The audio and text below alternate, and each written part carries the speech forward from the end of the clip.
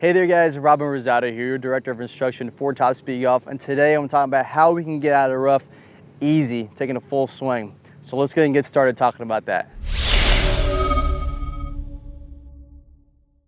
Okay guys, the rough. I mean, they call it rough for a reason, but it's rough to get out of it. It's meant to penalize you. So how do we make it easy? I got a good tip for you today, not really changing so much in your golf swing, how to get out of this rough really easy for you good players and for you beginners and average players as well.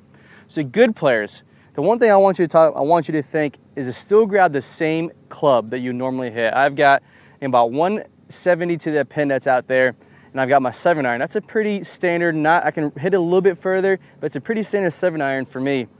So I got my 7-iron here, and the two things I want you to do, the really big thing I want you to think of is you create more speed in your swing. I'll get more into detail here in a second, talking about what we can do as far as our path is concerned, or our plane is concerned. But the biggest thing, you talk about Tiger, if you remember when he was playing, he would muscle it out of the rough. So you're gonna create more speed on the way back and on the way through. That's why you're gonna take the same club you would normally hit distance-wise, and then also just being in mind, it's gonna fly, with speed, it's gonna fly a little bit higher and coming out with less spin. So now this next tip I got for you is gonna be for all you players. It's gonna be, so think of it from beginner all the way to advanced players, even pros. So the thing you're gonna change a little bit as far as your setup is you're gonna have that ball a little bit further back in your stance. Now I think more in the middle.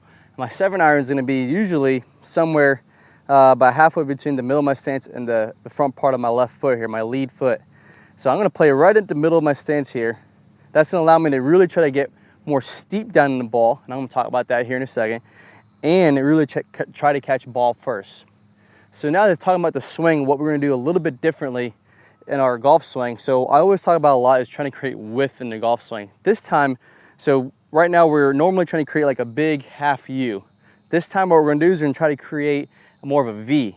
So you're gonna try to imagine what a V, so the ball being the point of that V, and when you take it back, you're gonna get a little bit more steep. Think of your hands tracing that V on the way up here. So you're gonna, maybe it may cause you to get a little bit more steep or higher with those hands on the way down. And now on the way down, still trying to trace the same way. So then you're really trying to catch ball first, coming at the angle very steep down to the ball. And also, I'm gonna get here in a second, but I want you to think of the golf ball, where you're striking on the golf ball. So we're trying to catch, the reason why we're trying to catch or hit more of a V is we're trying not to hit too much of this rough before we hit the golf ball. I mean, we really will, but the ball's sitting down. So I want you to think of catching the ball almost like you're trying to put a lot of spin on it. Like you're trying to, I don't know if you're a pool player, when you're a pool, to put English on the golf ball, you're gonna really hit it right about here with the pool stick, and that's gonna create a lot of spin this way. I want you to try to think and imagine the same way. When you're coming down into the ball, I really want you almost to try to slice it, not hit on top of it. I want you to really come down into the ball and slice it this way. That's gonna give you that same feeling of creating that V on the way down. I'm gonna try to put the ball back there, and the V on the way up. So V here, V down. That's gonna allow you to not hit as much rough as possible. You still will, there's no doubt about that. You're still gonna hit some of this tall grass here, but you're gonna try to eliminate the amount of grass you're gonna hit. And now the second part about this is, because this rough is so thick and the club is gonna travel through it at some point, the tendency is that rough to grab the club face. So what it's gonna do is gonna grab that heel first, because the heel's coming in before the toe. And so what it's gonna do is gonna shut that club face. And I don't know if you've ever been in the rough, I don't know if you ever hit it like a low, screaming, maybe a little bit of a hook. This is because that club face has come through and the rough has just shut it down. So the one thing, again, for good players, even to beginners, is to try to hold on to, while creating this V, is hold on to your finish. Try not to let those hands release as much as you can. Really allow that left wrist to bow out and go towards your target. That's gonna keep that club face nice and square coming into this rough, and not allow the face or the rough to shut the face down. So you're really gonna maintain that same loft, cut through that rough, and hold on and finish nice and high in that V. So I'm gonna try to hit one here for you guys. Really hitting down to the ball, getting a little bit more steep, creating that V, and then coming up into it. Play a little bit middle of my stance.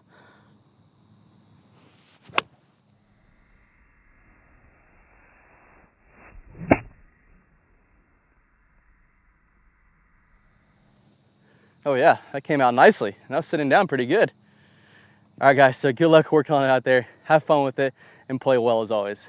Hey guys, I hope you really enjoyed that video talking about how we can get out of the rough easy. So I mentioned a lot about technique and what's going on in the swing, but one thing that's really important, and I touched on a little bit, is speed. How to create speed, because we need that speed cutting through that rough, that really thick rough sitting down, ball sitting down into it. So this previous player in a second is going to talk about the power turn, how we can get a good full turn and create more speed coming down into the ball. It's really important that you click on that iCard because it's going to take you to the full version of that video on the power turn, plus 5 free bonus videos for you there as well. All right guys, so good luck working on it, have fun as always, and play well. The correct technique, we can all hit it with really good distance without a lot of muscular effort. And it all starts out, the very first thing you have to do is get a good powerful turn to load up the body. And it's not only in golf, but in all sports we have to rotate the body. At least 90 degrees with the shoulders as you swing to the top. Preferably, we can go even a little bit past 90 to really get loaded up.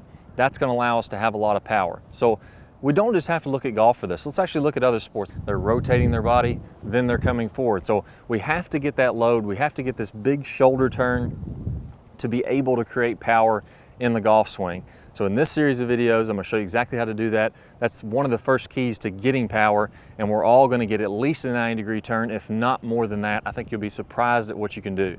So let's go ahead and get started with the next series of videos, and I'm going to show you how to get this big, powerful turn. All right guys, so before we go, let's take a look at this in action with some of the top pros. Now here we're looking at Adam Scott, and you're going to see as he rotates to the top, good full shoulder turn. This is pretty typical of what I see with the top pros, a little past 90. Those guys are working on their flexibility, so sometimes they can get to 100 or even 110 degrees.